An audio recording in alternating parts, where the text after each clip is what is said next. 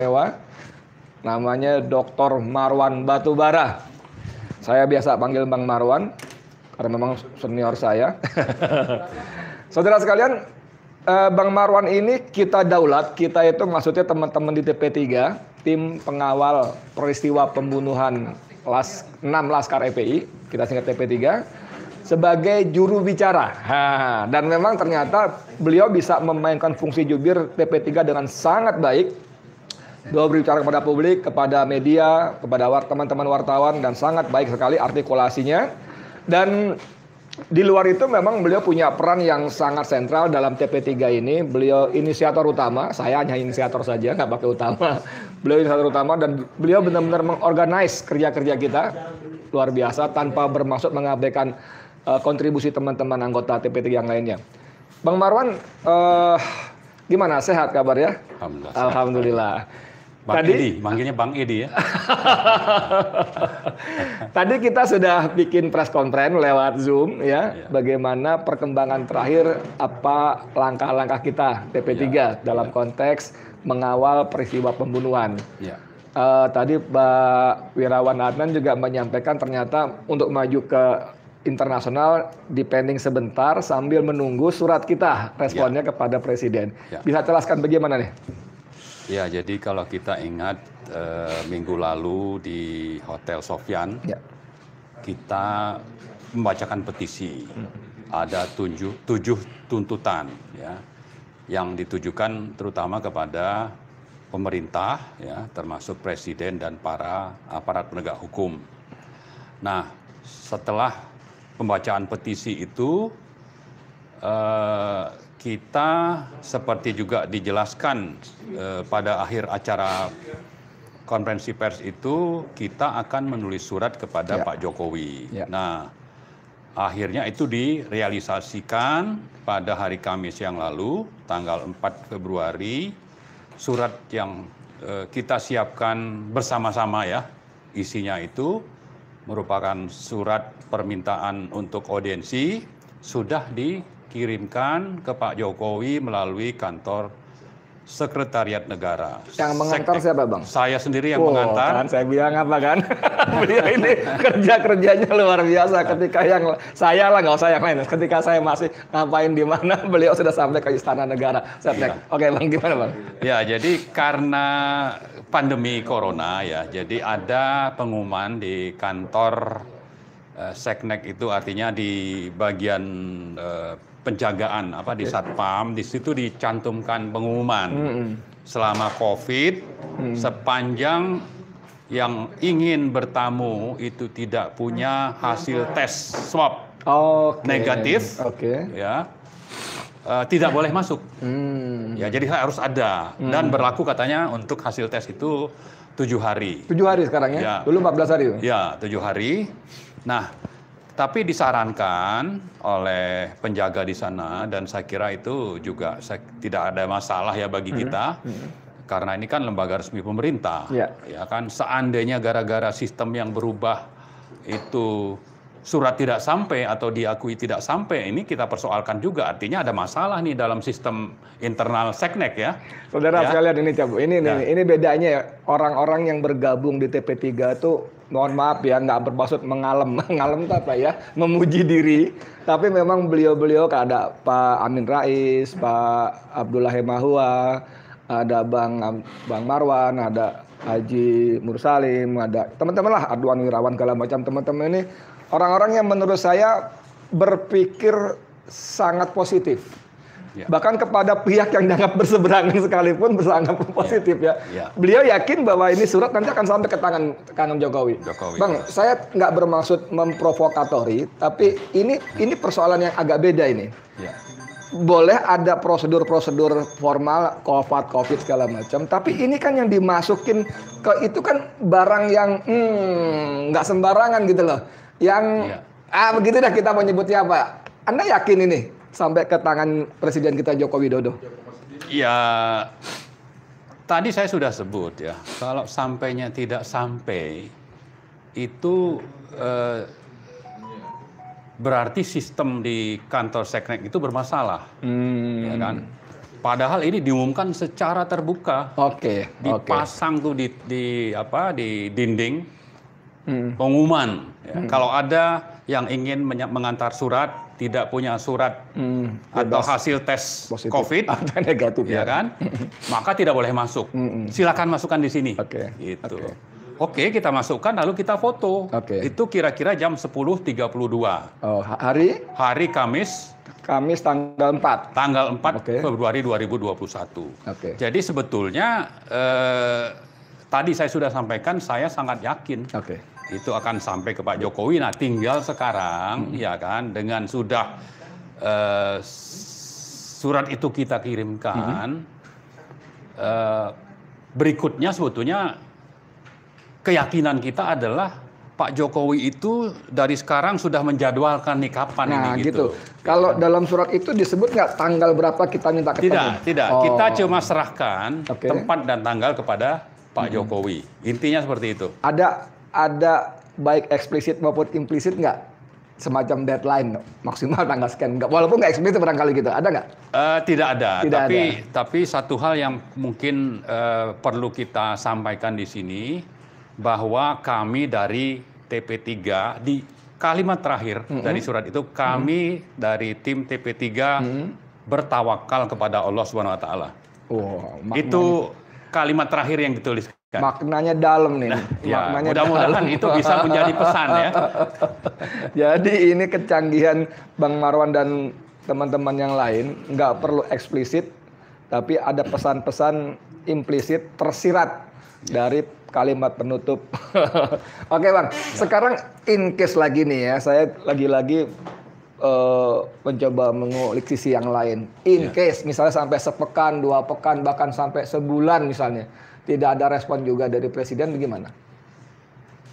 Kemarin saya diskusikan dengan Pak Ketua, Pak Abdullah Mahua, dan juga Pak Amin. Sebetulnya idenya juga dari Pak Amin. Seandainya nanti, katakanlah dalam seminggu ya, atau 2 minggu, itu tidak kunjung ada jawaban, ya suratnya nanti kita kirim lagi dan kita siapkan siapalah nanti yang sudah punya hasil tes swab negatif untuk langsung mengantar ke sana supaya kita dapat nomor registrasi di Seknek.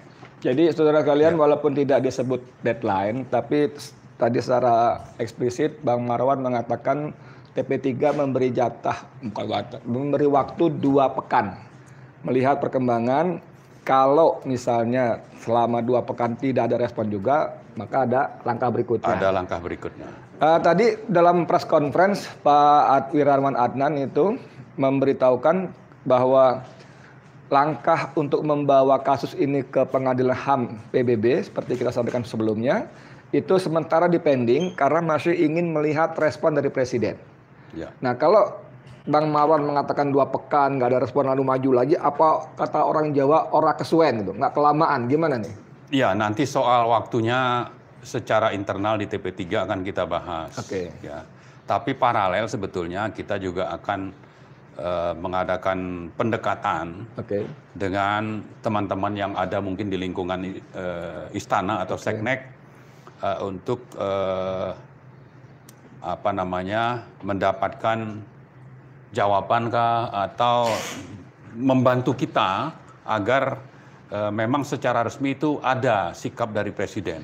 Nah, kalau tidak ada juga di luar langkah Pak Wirawan Adnan yang sampaikan tadi akan lanjut ke internasional, apa yang bisa disimpulkan oleh TP3 terhadap sikap Presiden tadi? Ini artinya kita menduga-duga ini ya, apa yang ada di benak Pak Jokowi gitu ya. Saya tidak berani untuk memberikan tanggapan terhadap kasus ini khusus ya. Tapi kalau yang lain-lain saya berani untuk bicara gitu, ya kan? Soalnya gini saudara, kalau saya tanya begini nggak bermaksud sebetulnya. Saya hanya terpicu dari statement 2 kali loh.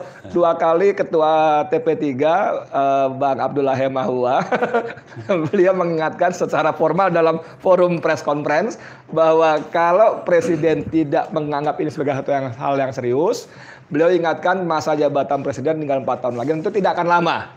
Lalu secara apa saya nyebutnya bagaimana ya, secara melipir gitu ya, nggak langsung beliau ingatkan nasib dua presiden besar Republik Indonesia, Soekarno dan Soeharto, yang dahsyat sekali jasa-jasanya tapi berakhir dengan tragis.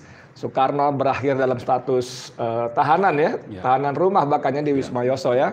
Pak Harto berakhir dalam status terdakwa. Nah, Bang Marwan sendiri bagaimana menangkap pesan-pesan ketua kita? Saya kira itu patut diperhatikan dengan cermat oleh Pak Jokowi. Ya. Artinya kekuasaan itu kan ada batasnya. Dukungan dari jajaran yang sekarang ini menjadi apa istilahnya die hard, ya, itu kan juga tidak selamanya konsisten sebanyak itu gitu. Jadi artinya kita berharap ada ruang dalam hati Pak Jokowi itu untuk memperhatikan bahwa satu saat nanti beliau akan berhenti jadi presiden, atau malah bisa berhenti di tengah jalan seperti yang disebutkan Pak Abdullah tadi gitu. Nah karena itu mari ya, jadi Pak Jokowi ini kan suka teriak-teriak saya Pancasila, ya kan? Pancasila itu kan sangat dalam itu. Itu kan mengandung unsur moral yang sangat tinggi. Ada unsur ketuhanan di sana, keadilan sosial di sana. Jadi karena itu mari konsisten. Jangan cuma itu menjadi slogan, tapi dalam praktek itu tidak dijalankan. Saudara sekalian, Anda simak baik-baik nggak kalimat Bang Marwan ketika beliau bicara soal dukungan, die hard segala macam itu. Ekonom senior Rizal Ramli itu mengatakan Jokowi ini berdiri di istana pasir. Rizal Ramli ingin menggambarkan betapa rapuhnya pemerintahan Jokowi sebetulnya. Dibanding terutama misalnya Soekarno dan Soeharto, bahkan Gus Dur, bahkan Megawati. Soekarno mungkin masih banyak orang yang rela mati untuk membela Soekarno. Soeharto di tengah-tengah seperti Soeharto ini orang udah mulai rindu lagi. Gus Dur, saya beberapa hari kemarin nonton videonya ketika mengapa dia mundur, walaupun dia sebut ada 300.000 orang yang siap mati untuk dia, versi Gus Dur ya. Tapi dia memilih mundur untuk menjaga keutuhan bangsa. Megawati dengan segala macam plus minusnya, saya kira masih ada orang seperti itu. Nah, kalau die hard-nya Jokowi ini siapa? Jenderal-jenderal itu kita paham bagaimana mereka mengelola negara yang dengan segala hormat lebih berorientasi pada bisnisnya, pada sisi ekonominya. Jadi dia ini hanya didukung oleh para buzzer yang diundang ke istana, dialokasikan anggaran 9 miliar waktu itu. Begitu anggaran selesai bubar juga, ya kan? Jadi kombinasi peringatan antara Bang Abdullah dengan jubir TP3 ini kayaknya sinkron. Mereka bermain cantik untuk mengingatkan presiden. Bang Marwan sebagai terakhir barangkali, apa harapan dari TP3 dari perkembangan kasus ini? Kita tetap konsisten dengan tuntutan kita. Itu yang pertama, bahwa ini harus diproses secara hukum sesuai dengan aturan yang berlaku. Nah, sampai di sini sebentar. Saya ingin potong sebentar. Mohon maaf. 2 hari lalu Joko Widodo memerintahkan Kapolri lewat Mahfud MD untuk mengusut kasus pembunuhan 6 laskar ini dengan secara hukum, dengan adil dan transparan. Bagaimana Bang Marwan melihat instruksi ini? Ya, kita berharap itu memang akhirnya nanti benar-benar dijalankan, tidak sekedar bicara hipokrit, ya kan, bilang begini tapi dalam prakteknya tidak gitu. Dan itu sering sudah kita alami dengan presiden kita yang sekarang ini. Nah, tapi yang ini kita berharap tidak lah. Berharap tidak. Jangan ya. Sungguh-sungguh berharap betul, tidak. Ya. Karena saya berapa kali itu menulis, misalnya ini ya, Pak Jokowi itu ngaku ingin memberantas mafia minyak. Itu dideklar di Juli 2014. Ya. Tahun yang lalu hampir. Ya, lalu ada kesempatan. Waktu itu menterinya Pak Sudirman Said melakukan audit menggunakan lembaga auditor dari Australia. Namanya Kordamenta. Hasil temuan auditor itu memang ada indikasi siapa yang melakukan korupsi atau siapa ini mafia. Nah, kalau ingin diproses, sebetulnya laporan dari Pak Sudirman Said itu harusnya oleh Pak Jokowi dikirimkan ke KPK. Tapi justru Pak Jokowi yang melarang Pak Sudirman jangan kirim gitu. Ini jadi menarik nih. Ini ya kan? Ini jadi bisa jadi cerita sendiri nih bagaimana komandan perang memerintahkan pasukannya untuk siap-siap perang, begitu musuh diketahui dan punya kelemahan, dia cuma jangan diserang. Nanti kapan-kapan insya Allah saudara kita kulik masalah ini dengan segmen tersendiri. Gimana Pak? Ya, jadi saya kira kita berharap mari konsisten dengan yang diucapkan ya. Cuma memang kita agak khawatir soal sikap Pak Jokowi ini, mulai dari sikap beliau tidak menunjukkan rasa sesama anak bangsa. Ya, waktu terjadi pembunuhan itu tidak ada rasa simpati, empati ya. Tidak ada ucapan duka cita gitu, nggak ada ya? Tidak ada. Sampai hari ini tidak ada? Sampai hari ini kelihatannya tidak ada. Tidak ada. Ya. Cuma minta perintahkan kepada Kapolri baru. Tapi ini sebetulnya yang lebih mendesak ya, atau yang relevan itu kan sebetulnya bagaimana ucapan kepada sesama anak bangsa. Kita ingat ketika beberapa artis meninggal, Glenn Fredly segala macam, Joko Widodo, Presiden Republik Indonesia kita, yang kata Bang Abdullah tadi, dipilih melalui pemilu yang memakan biaya 24 triliun kalau nggak salah, itu segera menulis mention di tweetnya berduka cita atas meninggalnya Glenn Fredly. Tapi begitu 6 orang ini sampai hari ini kita belum baca ya. Jadi Abang melihat ini sebagai apa? Sinyal ini indikasi ketidakpedulian atau apa? Salah satu indikasi ya. Untuk kita agak ragu aja sama presiden itu dengan ucapannya. Tapi bukan berarti yang kita harapkan. Ya kan, kalau memang tadi Pancasila, saya Pancasila itu masih valid. Ya kan, tapi kalau itu juga hanya sekedar lip service, ya itu jadi masalah. Ya, karena itulah mari kita tunggu jawaban Pak Jokowi atas permohonan kita. Untuk dengan begitu nanti kita bisa menyampaikan apa yang menjadi temuan-temuan kita. Dan setelah itu sebetulnya bagaimana penegakan hukumnya. Tidak sekedar kita diterima lalu itu jadi basa-basi lagi, lalu tidak ada kelanjutan konkret gitu. Kita tidak mau seperti Pertama itu. Terkait dengan 7 tuntutan dalam petisi rakyat itu ya. Betul, dan semua itu ada dasar hukumnya. Termasuk kompensasi kepada korban. Itu kan ada di undang-undang yang mengatur bahwa kalau ada korban yang meninggal lalu keluarganya itu harus disantuni. Ada undang-undangnya. Jadi kita tidak sekedar minta. Kalau korban oleh aparat negara ya. Betul. Oke. Jadi saudara sekalian, demikian tadi obrolan kita, memang singkat saja karena tidak terlalu banyak yang bisa kita ungkap untuk saat ini. Selain ada satu harapan Joko Widodo mau menerima TP3, dan yang lebih penting seperti kata Bang Marwan tadi, selain menerima harus ada langkah-langkah konkret terkait dengan 7 tuntutan yang disebut petisi rakyat tadi.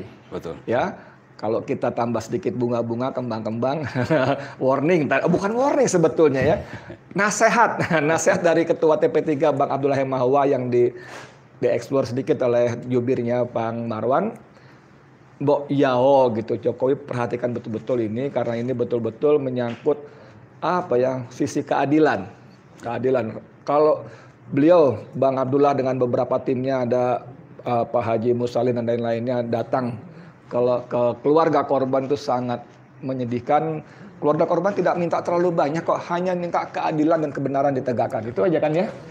Demikian saudara sekalian, semoga bermanfaat. Saya Edi Mulyadi untuk Forum News Network FNN. Assalamualaikum warahmatullahi wabarakatuh. Sip.